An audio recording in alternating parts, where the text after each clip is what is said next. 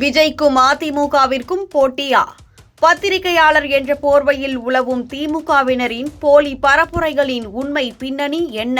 திமுக ஊடகவியலாளர்கள் சிலர் விஜயின் தமிழக வெற்றிக் கழகத்திற்கும் அதிமுகவிற்கும் இடையே போட்டி இருப்பதாக பரப்புரை செய்தாலும் உண்மையில் 2026 சட்டமன்ற தேர்தலில் எடப்பாடி கே பழனிசாமி தலைமையிலான அதிமுக மற்றும் பாஜக உள்ளிட்ட என்டிஏ கூட்டணி திமுகவை வீழ்த்துவதற்கு மிகவும் வலிமையான ஒருங்கிணைந்த சக்தியாக உருவெடுத்து மக்களின் ஆதரவுடன் வெற்றி நோக்கி பயணிக்கிறது.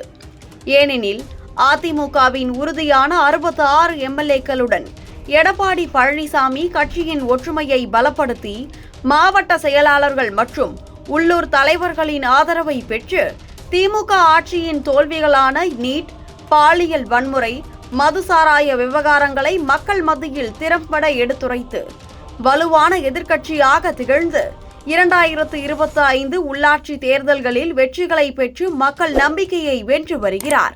அதேவேளையில் விஜயின் டிவிகே புதிய கட்சியாக இருந்தாலும் அதன் 8 முதல் 10% வாக்கு வங்கி சீமானின் நாம் தமிழர் கட்சியின் 8% வாக்கு வங்கியுடன் மோதி இளைஞர்கள் மற்றும் நடுநிலை வாக்காளர்களை பிரித்து திமுகவின் வாக்கு வங்கியை பலவீனப்படுத்தும் வகையில் அமையும். ஆனால் இது அதிமுக பாஜக கூட்டணியின் வெற்றி வாய்ப்பை பாதிக்காது.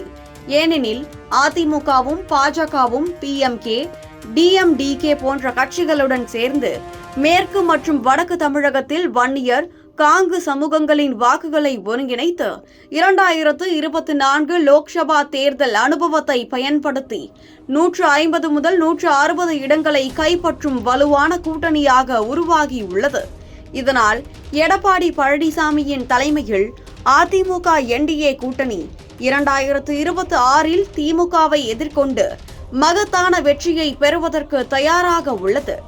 மேலும் டிவிகே மற்றும் என்டிகே இடையேயான போட்டி திமுகவுக்கு எதிரான மக்கள் அதிருப்தியை மேலும் தூண்டி எடப்பாடியின் வெற்றிக்கு பலமாக அமையும் என்று அரசியல் பகுப்பாய்வாளர்கள் உறுதியாக நம்புகின்றனர்.